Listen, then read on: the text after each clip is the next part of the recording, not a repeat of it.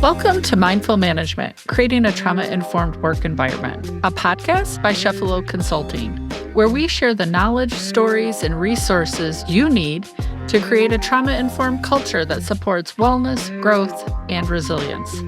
I'm your host, Shenandoah Chefalo. Hello, welcome everybody. So excited to bring you this new episode today of Mindful Management, Creating a Trauma-Informed Work Environment. I'm super excited today. We're going to be welcoming Paul McFadden, and we're going to be talking about the journey of science and the use of rituals and ancient rituals to evolve the human experience. And I'm super excited. I know you're going to love Paul as much as I do and all of his background and experience on this topic. We're excited to welcome Paul, who's a visionary leadership architect and CEO at 0 Point Leadership Incorporated. He's renowned for blending contemporary neuroscience with ancient rituals to optimize leadership and performance. He has dedicated his career to helping executives and teams achieve balance and avoid burnout. His innovative approach leverages insights from neuroleadership, heart intelligence, and mindfulness to transform leadership practices. As a TEDx speaker and executive coach, Paul's work is rooted in creating a more brain-friendly, high-performance workplace culture that redefines human potential. Join us as we delve into how Paul's reshaping the way leaders thrive in a changing world. Good morning, Paul. Welcome. Good morning, Shenandoah. How are you? I am so excited. I've been looking forward to this podcast with you since our first talk. We had such an interesting talk. And that's really one of the reasons we developed this podcast was how could I invite people to kind of sit around at lunch meetings and dinners I'm having with all the really interesting people that I get to meet and talk to. So I've been looking forward to having you on. But kind of before we jump into everything, can you maybe just share with us some of your own personal journey that led you to be at this place and this time working and having 0 Point Leadership? 50,000 foot view here. It's always a tricky question. It's a tricky question. Like, how long do you want me to talk? The time's yours. The time's mine. So, 50,000 foot. So, I am former military in Merchant Marine. I went to the United States Merchant Marine Academy, Kings Point, New York. And from there, the journey kind of started, at least the leadership journey kind of started there. After graduation, went to work for a defense contractor, did some things in the IT world, and actually spent a lot of time in the IT world, and kind of worked my way up from the ground all the way up to the point where I got to a deputy CIO role over a 13, 14-year lifespan. And pretty amazing experience.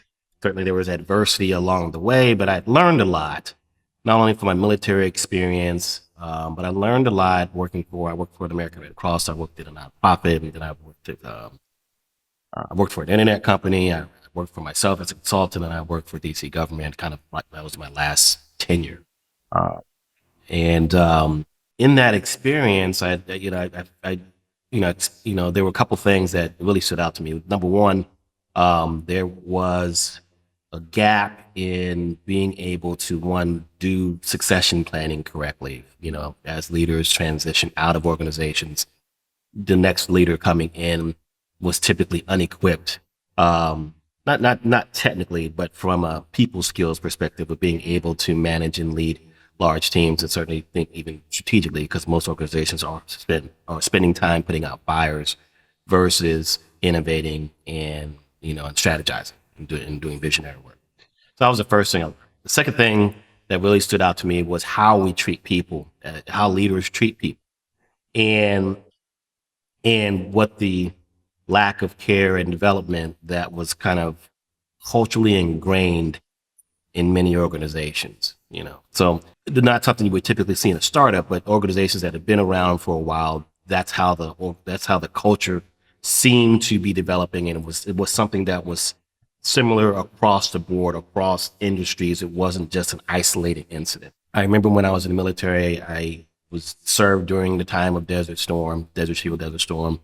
And at the time, called the General Colin Powell and General Schwarzkopf were like the leaders in the military at the time. And I had the opportunity to meet Colin Powell at my graduation from the academy. And I feel like that's a podcast in and of that's itself. That's a podcast in itself. Like, oh, wait a minute. You didn't tell me that when we talked last time. You did not tell me that piece, because I would have had questions around that for you, Paul. But what stands out about that man, he was first of all a wonderful human being. In my mind, if I were to say it in one word, he got it. He had it, and he was the type of leader that I wanted to emulate. And I was so blessed to have been able to been in his presence, to have met him, to really learn from him from afar. What good leadership, what inspirational, transformational leadership look like. Right? All the things we're talking about today in our environments, how we want inclusive leadership, we want mindful leadership, all these things he emulated 30, 40 years ago. Right? So, and vulnerability, that was one of the other things about him, is that before we were really talking about vulnerable leaders, before Brene Brown was really making that right, he was doing it when it didn't have a name. Right. It didn't even have a name, but that was the type of person he was. When you were in a room with him, you felt like you were the only person in the room with him. He was completely present with you. And so I knew a long time ago I wanted to be a leader like that. And I had other role models. I had my father, I had my grandfather, and my uncle. We're all, well, father's still alive, but my uncle, my grandfather, exceptional men and leaders in their communities. And so I had some role models. So I knew what great leaders look like, right? But of course I didn't experience that in the workplace. So fast forward, I leave DC government, and the reason why, because I wanted to make an impact on how, number one, we develop the next leaders. But number two, to kind of shift the mindset in, everybody's talking about cultural transformation now, right? But really transform how we as leaders interact with other human beings to be able to inspire and empower them to perform at their highest levels. So it's not a manipulation. It's not a dangling the carrot and the stick type of situation where I'm going to tell you because I am the leader, therefore you're going to do because I pay your paycheck. But I want to empower that person by getting them aligned with the vision and mission of the organization, making sure they connect to that, and then give them all the tools and resources necessary for them to be successful. My job as a leader is to develop the next leader, to develop my replacement, not to tell a lot of people what to do. I think for a lot of leaders, that's a struggle. It is, because that's been a paradigm for a long time, for over 100 years. And I mean, we saw the shift. I mean, it's been shifting over the last decade, 2 decades. It's not like nothing has changed. There, Dan Goleman's work from the 90s. People are starting to say, oh, wait a minute, maybe emotional intelligence is important. Well, yeah, I mean, okay, there's some books that have been written about that a couple of decades ago, but yeah, let's go there, because look, we got to give everybody grace, because I think that, on one hand, it's easy for me to say, hey, these are the things that they were out a long time ago. Why didn't you adopt that? But I understand how change takes a long time.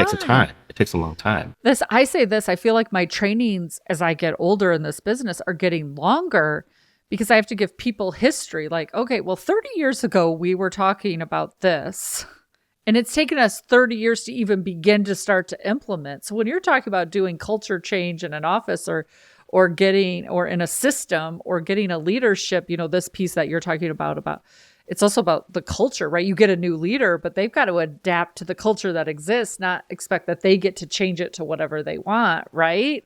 A little bit. If it takes 30 years for us to even believe in something that people spent their whole lives researching, as you and I've talked about, and we're still like, I'm not sure. Not sure yet. Yeah. If the science has said that for the last 150 years, I might believe you today. Right. So there is a little bit of that. And don't get me wrong, there's a lot of pseudoscience out there. Right. And when it comes to the soft skills, it's really difficult to measure. So that therein lies the challenge. Right. Because there's things that we innately know, because anecdotally we've been told by our grandparents or our parents, or we heard it was written in a book somewhere. We grew up in a culture where we saw it happen, and so we know innately. But then it's science's job to prove that the hypothesis is false, right? Because, our hypothesis say this isn't true. And so we're trying to prove that our hypothesis is false. So it takes a long time. So I decided to go being an engineer by nature, I was very focused on data. And so science really resonated with me. And so I didn't want to just come out here and be just any ordinary executive coach. I wanted to be a coach that really had an understanding of how humans behave and in development of their cognitive functions. And so I went the route of neuro leadership, which at the time was, I'm not going to say new, but it was certainly, in its first decade of being implemented in the workforce, in the workplace. And so it's really cool. We're talking about the underpinning biology of managing emotions, making decisions, creating trust, and facilitating change in the environment. And that was really new because it was really focused on certainly emotional and social intelligence, and social is a big part of that.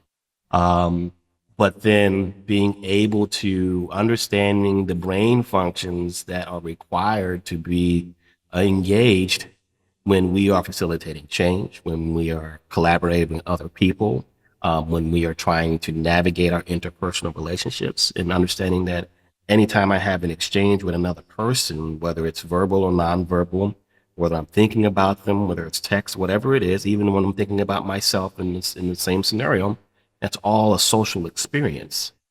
And the brain does something with that experience, and it has to make sense of that experience. And so neuro leadership and more specifically cognitive affective neuroscience kind of gave us some insights in that. And that was amazing for me back in 2010. So tell us, because I know that you have successfully integrated the cutting edge research around neuroscience. And we're going to dive into this ritual piece in just a second here, into your leadership training. But can you maybe help the listeners just explain the core principles behind that integration? Because I think for some folks that can seem like hoo-hoo stuff, right? Like the words themselves can connotate and we can have bias just around those words. But could you just start by telling us some of the core principles behind that integration for you with the neuroscience and the rituals that you're using? Human beings are complex, and so this is not just, there's no cookie cutter explanation, and certainly there's no silver bullet. But the basic premise is that we have to be able to create psychological safety, not only within our own personal space and environment. We have to psychologically feel safe, not just physically safe, but safe, right? Because there's science that suggests that the physicality of our safety and the psychological interpretation and perception of safety, it's the same neural networks that are making that decision. But when we think, because we're in a physically safe environment, does not mean I'm psychologically safe with the people that are around, right? Listen, I would say that again for the people in the back, Paul, because safety is the thing. I know for you, when you go into organizations, and for me, everybody's like, I'm not safe. And I'm like, tell me more. Like, we got to begin defining even what is safety for us, right? So just because you're in a physically safe physical space does not mean that you are experiencing psychological safety, right? So that psychological safety, there are drivers, right? And this has been researched over the last 150 years. So this is nothing new.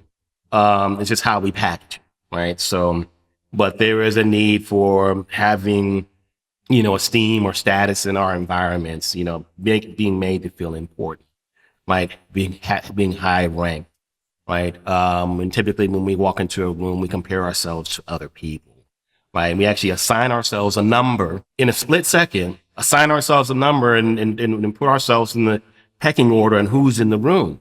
Sometimes we're the first, we're number one, but sometimes we're number 100, right? Particularly if we don't know anybody and we don't know what everybody's bringing to the table.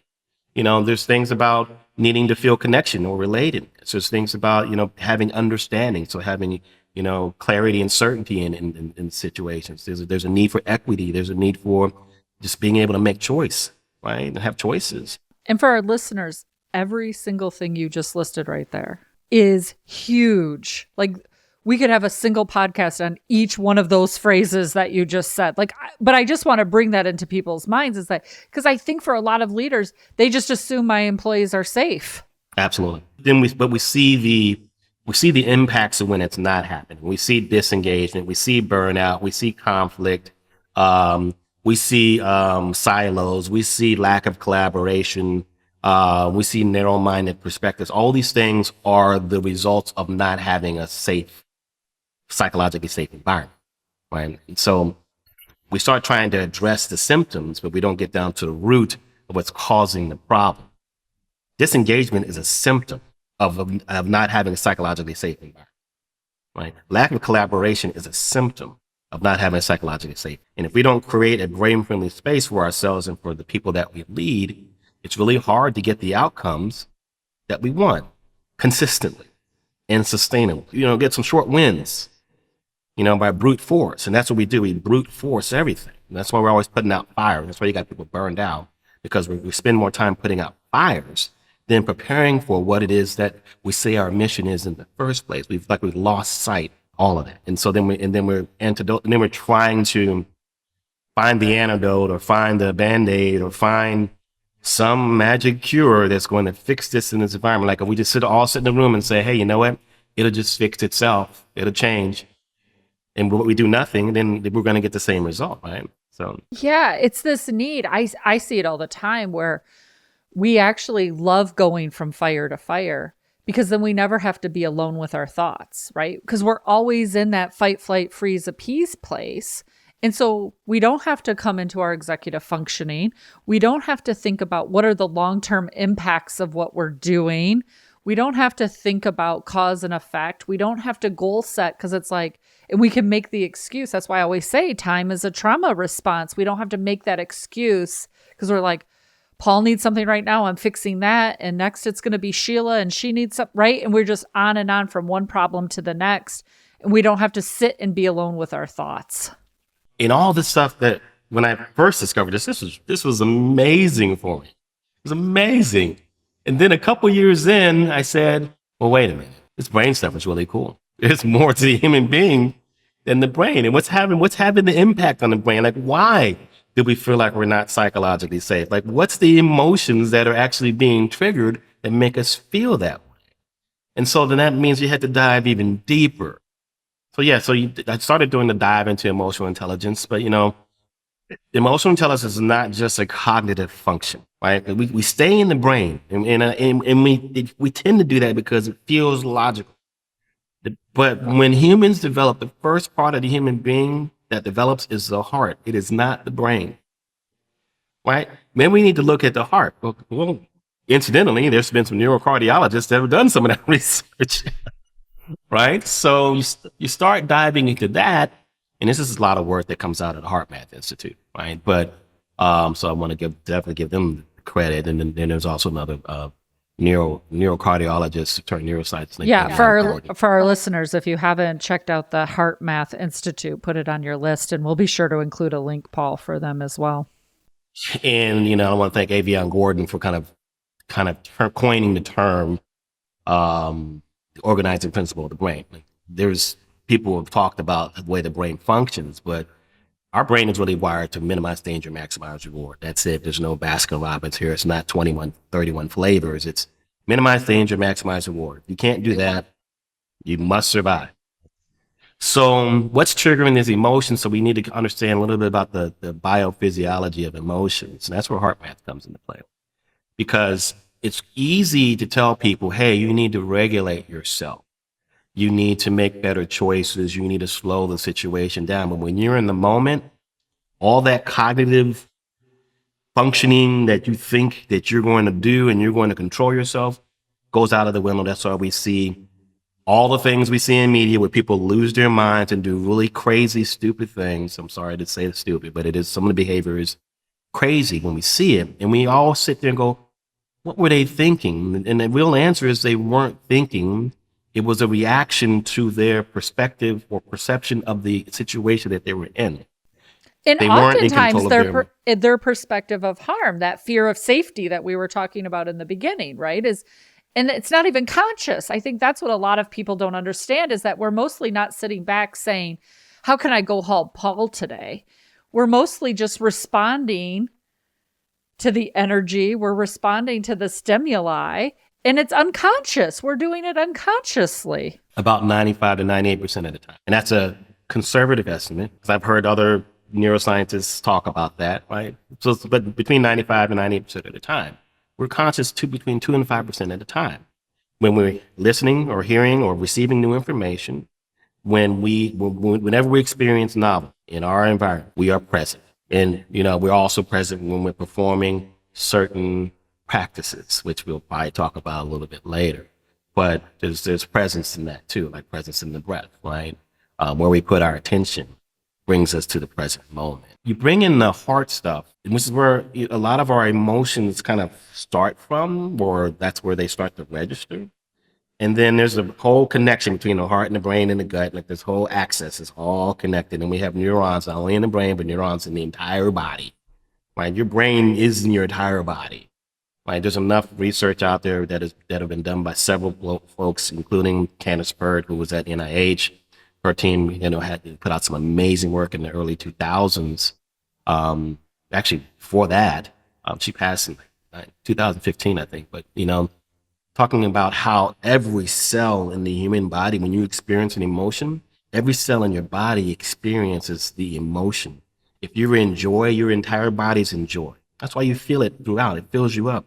When you're angry, your entire body, every cell in your body is feeling anger. Which is why it's so important we name the feeling, though. In this idea conceptually, because I say this all the time, Paul, and a lot of people look at me like I'm crazy, we have to start talking about feelings at work. This idea that you're Paul at work or Shen at work and Shen at home and Paul at home, and you're two different people and you can somehow split that is irrational, really. I used to joke I still facilitate, but I facilitate this program around burnout, and I talk to people about their emotions. I said, everybody believes their emotions are in a backpack, and when you come to work, you take off the backpack, put it outside, leave it in the car in the trunk, and you go on to work and you do your logical job, and then you come out, and then you take the backpack back up and you go home, and everything that you did at work is left there, and everything you did at home is left there. That'd be nice if that's really how it worked from a biophysiological perspective, but it doesn't work that way. Unless you've suffered some kind of trauma or there's been some kind of impact or damage to the brain, it doesn't work that way for you. And when you take the stance of, well, I don't have to feel any emotions, and I don't, because I know how to separate that. You're having an emotional experience to me just saying it. Right? So level the playing field a little bit and say, okay, we all experience the emotions. It's what we do. Either we allow them to come out or we stuff them in. Can you think of a specific instance where cultivating the heart intelligence, as you refer to it, Paul, impacted a leader or an organization that you were working with? Do you have any stories you can share? Oh, several. I mean, there's several from research, but I can just say several from just even from my perspective, from the programs I've facilitated. I've had leaders tell me, because I teach them not only about the science, like what's going on, and what the impact of our emotional states are, and how, emotions are either depleting or renewing, and then what are depleting and what are renewing emotions, and helping them to increase their vocabulary. But then teaching them techniques of how to balance out, and really what I'm doing is teaching them how to manipulate the autonomic nervous system, or vagal toning. How to put the autonomic nervous system, which kind of regulates 90 to 95% of all human function below our awareness. If you can navigate and manage that and keep that in I'm going to say an alert but calm state, what we would call a state of coherence, so balanced and synchronized, you can then have the experience of being able to see choices, to take in more information, to be more collaborative, to be more open to other perspectives. And then if you can do that, then you can make a more generative type of decision. It may not be the best decision for everybody everywhere, but it'll be the most effective decision that you could make based on all the choices that are available. But you're allowed to see choices. It creates space to see choices. So I've had leaders tell me, hey, before I went to this meeting, that I knew that I felt a whole lot of pressure and anxiety around having this conversation with this person. I did this breathing technique for 5 minutes. It got myself in a state of coherence. And then I was able to see, let me just prepare and make a couple bullet points. And then when I had my meeting, everything went better than I had imagined. All because they took the time to assess how they feel in the moment and said, you know what? I'm feeling some anxiety right now. They put their self in a state of coherence and chose how they wanted to feel They wanted to feel optimistic, not anxious. So they put themselves in a state of feeling optimistic, and they came to that meeting optimistic, not with anxiety. And if you can do that intentionally, this is all intentional, right? So we don't leave it up to chance. Which requires us to slow down and to leave that fight, flight, freeze place and get to executive functioning. And for our listeners, if you didn't hear Paul say it, I'm going to say it again. Go Google vagal toning. What he's telling you is real wisdom here, people. So let's not because I think people are just like, it's not possible, Paul. You can't control how you feel. You just feel the way you feel. You just feel the way you feel. So, and I think that, the thing is, the last word was intention. So let me get to intention, because this is where, another thing it's another skill that we have to develop and master, right? So intention is deciding where we're going to purposely put our attention. Now, what gets in the way of us purposely deciding where to put our attention? Our past experiences, our belief systems, our values, our mindsets. So we have to now shift and navigate mindset and really get clear about what our true values are. Not the values that we've adopted because of our caregivers or our parents or our community or whatever belief system that we wanted to adopt, but what truly do we value? What is most important to myself as a human being? There's a lot that goes into that and to coming up with that. So it's not just a snap of the finger and you figure it out. But there is a way to really get clear about what's important to me and then how that serves me. Now it goes back to understanding purpose, right? And I think that a lot of times, and the purpose is around knowing who you are and why you're here. Many people, particularly post-COVID, have taken some time to reflect and think about, why am I here? We don't usually get to that question. I mean, sometimes we have that question as kids, right? But then someone tells us to stop thinking about that, or don't worry about that right now, or you got a whole lifetime ahead of you or be realistic. And someone poo-poos on the idea and the dream of us to explore that.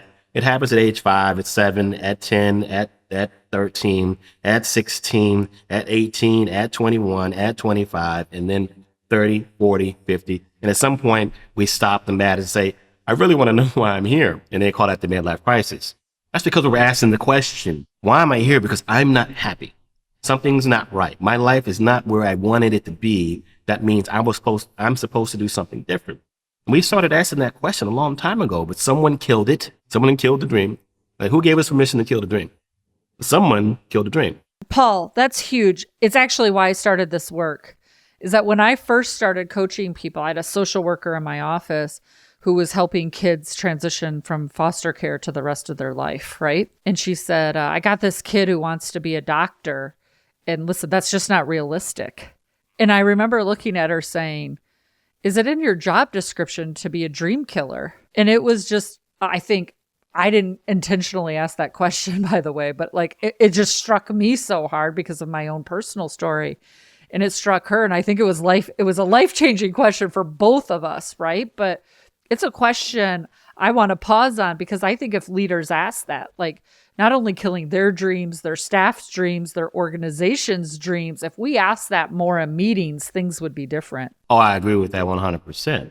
I think people would start to open their minds and think, what is it that I really want? You'd have more people satisfied. You have more people aligned with doing work that they love.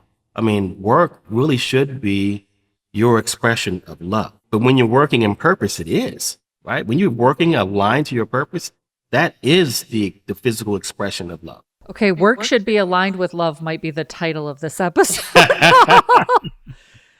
Or you need your own podcast that's titled that. It's amazing. It's coming. Yeah, that's amazing. So purpose, right? So then I brought up purpose. So shifting mindset, all that stuff and intention, there are ways to do that, meditation, breath work. There's all kinds of technology out there now, sound technology, sound therapies. All these things can help us shift mindset a little bit, kind of help us get more focused, and doing it in a healthy way. But then the concept of purpose I talked about, I got on the purpose journey back in 2016. I was working this Global Leadership Institute, or Global Institute for Leadership Development. That's what it was called. And I met a man, his name is Richard Leiter. He's a renowned business coach, and he's also one of the foremost researchers on purpose. And he wrote several books, but the book that at the time that stood out to me was called The Power of Purpose. And he was, a speaker at this event. I was coach faculty. So I had access to a lot of great resources. He was one of them. And in my talks, I talk about some of that work. And the thing that really struck me was the realization of how much time we truly have in this experience, in the moment. And as human beings, we have 29,200 days in our life expectancy on average. That's about 80 years to have this experience. And many times, in particular, if our dreams have been killed, we don't do what it is that we are here to do. And we don't seek to do that thing or start to answer that question until we get close to the end of life. And that's because there's things in our society that we don't do anymore when it comes to transitioning from childhood to adult. In tribal days, there were rites of passages. There were walkabouts. There was some type of ritual, some experience you had to go through to be considered a contributing adult in that society, in that tribe. And we don't do that anymore. A ritual, right? We don't do that anymore. Now, because of that thing, because we don't do that anymore, there's a lot of people who, when we blow right through life, we do the thing that people tell us they want us to do. So a lot of times we're doing the things that please other people. And we blow right through life. We might have the midlife crisis. We might go out and buy the Corvette or whatever the thing is that we do, or whatever that looks like. And we still might not get on the path. And then we end up with regret at the end of it. And it's the regrets. Those are all the dreams that we didn't fulfill or didn't even explore or we didn't try. And now we don't have time to do. And so when you do the life math, take your age, multiply by 365, get that number, subtract that number from 29,200, and that's about how much you have left. So then the question is, how do you want to spend it? Do you want to keep doing what you're doing, or do you want to chase that dream? Because I love the phrase you just used. How do you want to spend it? Right? Because Paul, I was just I was just in Ohio with some corrections officers. And we're trying to do some change work, and I'm trying to convince them it's about them and not about anybody else, right? And we're having this conversation, and one of the things whenever I'm with corrections officers that always comes up is they're planning for retirement.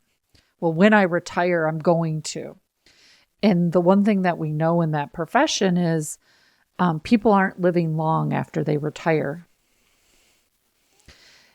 And I think this is such a critical piece, not just for the corrections officers that I work with, and I know a few of them will be listening, but for anybody, your phrasing of how do you want to spend your roughly 29,200 days? Now, some of us are going to have less and some of us are going to have more, but if we just, for our conversation, even if you just wanted to round it to 30,000, right? For a round number, how do you want to spend it? I think is such a powerful thing that you said, is that piece is like, you get one spin around. You're not going to get very more than 30,000, right? So how do you want to spend them? And that each one is precious. And if you're spending them thinking, I'm going to wait for the last 100, then what? And I want to just pause on this idea of ritual, because it's the thing when when you and I first connected, I was like, oh, Paul, you're going to need to come on for 3 podcasts. I think our listeners are understanding why I think that, because one, I'm not even jumping into quantum theory with you, which I think that's another conversation. That's a whole separate conversation Paul and I need to have, everybody. So don't worry. He's coming back to talk about some of these things. But how important ritual is for the brain, the heart, and how that interplays both personally and organizationally. Right. So let me explain what rituals are, right? So let me explain that first. So rituals are routines that you intentionally implement in your life in alignment with purpose. So you do all the things that support your purpose and you stop doing the things that don't. So what everyone needs to understand and really wrap their head around is that we have routines that are our habits. And we have routines. Every single one of us has routines. We get up every single morning and we do the same things. We do the same things. Some of the things we do support our purpose. They could potentially support our purpose. And if they do, that's great. But some of the things we do don't support our purpose, don't support our learning, don't support our growing, don't support our ability to give to others. And so when we can get clear about what are our routines that exist now, so everybody's going to want to now go down this journey on, let me figure out my purpose. Maybe I'll give you another nugget there. Maybe I'll help out. Oh, yeah. I hope they do, Paul. I hope they do go down that journey. So let me say this. I'll say this about purpose. So here's the nugget. So fundamentally, every human being has the same purpose. Fundamentally, it's to grow themselves and give to others. How you do that is your calling. You need to figure out your calling, right? There's a formula for that. Right? But fundamentally, we just go with the first thing: grow myself and give to other people. If everybody were growing themselves and giving to other people instead of all the fighting and all the things that we've been doing, dividing, all these things, we would be in a much better society if we were focused on growing ourselves and giving to other people. Now, how you do that and how I do that is different. I do that by taking people through immersion experiences and helping them figure out these rituals that they need to incorporate in their life. And then I build a system around them being able to implement that in their life. Yours might be your podcast, or it might be or other work. You know, everybody's got their own calling. They're called. We have the words for it. I feel called to do this, and when we do, we feel the goosebumps, and then we do it, and it makes us feel amazing. And we don't see it as work; we see it as love. Well, and mostly you don't even care if you're paid for it. You don't even care. The payment is not the primary focus. That's right. It's not even the primary focus. We go down that route. We figure out purpose, and then the rituals are the things that support that. So you have to say, okay, well, where do I need to keep my rituals? What are the things that keep me focused on my purpose? Well, you might have an intention setting practice. You might do some journaling. You need to meditate. If everybody in this world was meditating, there would be no conflict. Now everybody I've trained who's listening, Paul, is like, oh, okay, Shen's now finding us all the people who think like her. But I say this and people think I'm like, listen, if you would just give yourself a 5-minute pause to meditate, I'll take that. Absolutely. See, meditation, what did I tell somebody? When somebody said, well, meditation is hard. They said, define meditation. I said, well, look, meditation is easy. Meditation is easy. No one has time to sit on a mountain and go hiking in Machu Picchu and sit in a cave for the next 40 years. We don't have, we all understand that. So that's not the expectation. Let's take that off everybody's mind, right? You don't have to sit in lotus position to be a meditator. You don't need to do that either. Where you put your attention is what you're focusing on. So if you are saying, I can't meditate and it makes me frustrated to meditate, then you have a frustration practice. You don't have a meditation practice. Well, I'm too ADD and I can't, I just can't have a focus. And you have an unfocused practice. It's not a meditation practice. You don't even have to try to meditate. You just need to sit in silence and let the thoughts pass through you. But that's where the training comes into place. Yes. Right? There's lots of ways to do it. I mean, there's the apps and there's YouTube and there's video. I mean, there's 150,000 apps. I mean, The thing is that you have to find one practice that resonates with you and just continue to do that consistently on a daily basis. No meditating once or twice a week. That's not going to move the needle on anything. So, Paul, we're getting close to our time. I've scratched only 2 questions I want to ask I'm you, sorry. which is because is that you're coming back and you're probably going to be a recurring guest on our show because that's how amazing I find you. And listen, for our listeners, I've taken 2 pages of notes listening to Paul. Just so we're clear, if you haven't taken any notes with Paul, you need to go back and re-listen to this episode because you should have 2 pages of notes like I do about things that I'm working on for myself, not just for others. So, Paul, we always end with some quick fire questions, but before we get to those, as you kind of look ahead, what are you hopeful about in terms of the future impact of your work on organizations and leaders globally? That's a big question. So what I'm really hoping, and I look at organizations and I look at leaders, but I understand that everyone, they're human beings, right? So it's more of a humanity focus. I'm really hoping that, there's a lot of things coming in online. We got AI, and AI has been around for about 10 or 15 years, maybe longer than that, in some other forms, right? But certainly in the general public.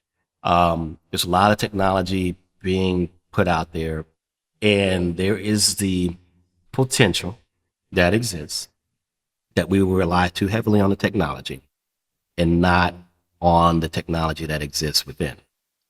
And so what I'm really hoping is that people will remain curious about who they are and why they're here, and that they want to continue growing and they want to give to others, and that they want to really discover their true potential. What are we truly capable of doing?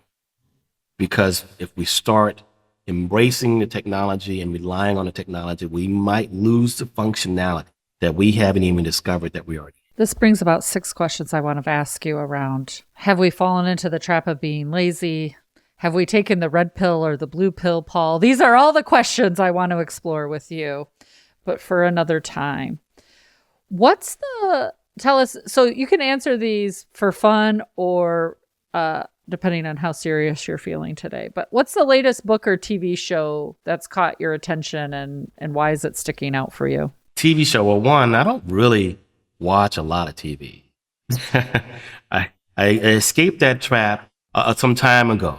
But there was a show that I recently watched, and it's on Netflix, and I'm going to butcher the name, so I'm not even going to try to say the name. I'll just tell you the concept. It explores the concept. It talks about family constellation therapy, right? And it talks about how you can go back and address a generational trauma with a community of folks who aren't connected in any way, but they're able to feel and act as representatives for your ancestors, and the trauma comes out and it reveals itself. So I love this. It's a new perspective on looking at historical generational trauma. And so I watched it because I went to become a participant in a family constellation therapy session, which was like a 3 or 4 hour experience. And I'm telling you, number one, it was amazing to be able to witness it, but also and I participated in the constellation. So these things, it wasn't just I watched it and said, okay, these folks acted it out. I felt it. I took on the persona of some person's ancestor, and it just came to me. It wasn't like, there was no script, there was no rehearsal. I walked in the room brand new. All right. So we're going to have to put a link because everybody's going to be like, what's that show? So we'll find it. I'll find it listeners. I'll send that to you. We'll put the link in the show notes for everybody. If you could have dinner with a historical or contemporary leader, who would it be? And what's the one question you would definitely want to ask them?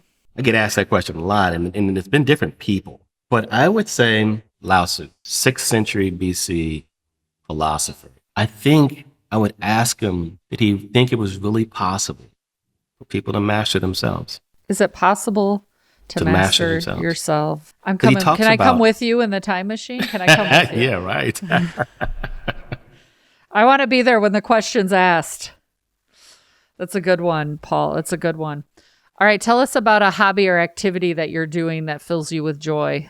Oh, I love riding motorcycles. I'm a motorcycle enthusiast. I love it. Got a trip planned? Not one coming up because I got a couple things on the plate. And I'm actually in the market for a new motorcycle. But well, we tell our listeners they'll reach out to you. They've got probably motorcycles. They got motorcycles. Ride you cruisers. Never know. I ride cruisers. I have an Indian chieftain, and I say this work is all about connections, right? You and I talk about it. It's our context of how we are with each other. So we put it out there. Paul's in pursuit of a motorcycle. Maybe there's a sponsor who wants to give you one, Paul. You never know.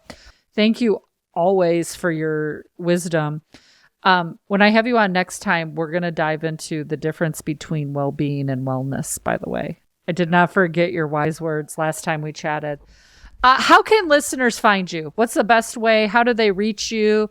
What do you have coming up where they might be able to find you? Give us the 45, 60 second, where can we find you commercial. Where can you find me? I am Paul McFadden on Instagram. I am Paul McFadden1 on Facebook. I am Paul McFadden on link.tr. I am Paul McFadden. The amazing Paul McFadden. We, of course, will put links to all your websites, all your socials in this.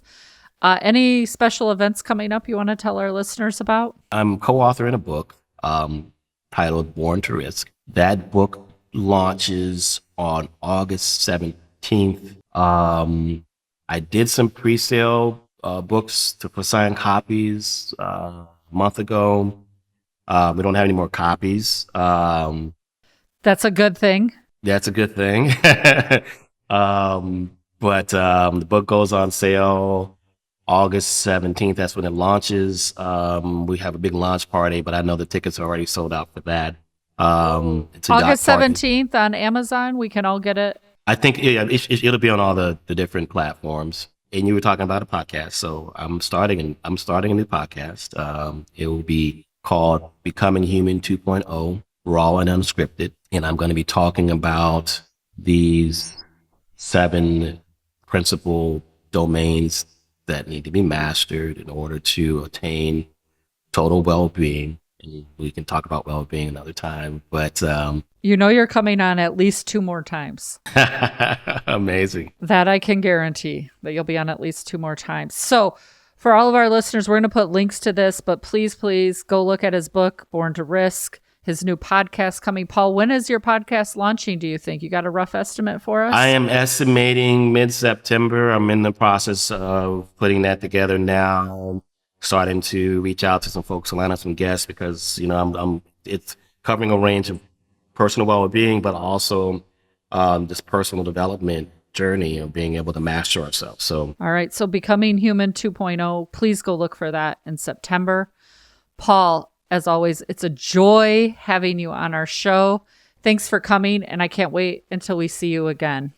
Amazing. I look forward to that. Thank you, Shen. Thanks, everybody. And again, as always, thanks for listening. And remember to just take it one step at a time. Next time, everybody. Thank you. Mindful Management, Creating a Trauma-Informed Work Environment is brought to you by Chefalo Consulting. To learn more about Chefalo Consulting and our trauma-informed change management and professional development solutions, please visit chefaloconsulting.com. That's Chefalo, CHEFALO, consulting.com. Make sure you don't miss these transformative conversations by subscribing to Mindful Management wherever you get your podcast. Thanks for listening, and remember, change happens one step at a time.